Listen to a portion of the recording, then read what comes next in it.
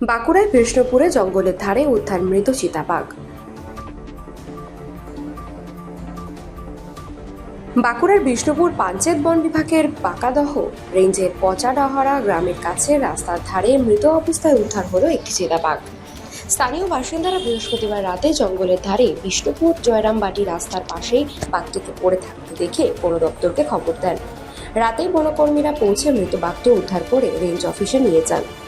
বন দপ্তরের প্রাথমিক অনুমান, কোনো গাড়ির ধাক্কায় প্রাণ হারিয়েছে চিতাবাঘটি। ঘটনার তদন্ত শুরু করেছে বন দপ্তর। হঠাৎ করে রাস্তার ধারে চিতাবাঘের মৃত্যু ঘিরে এলাকায় চাঞ্চল্য ছড়িয়েছে।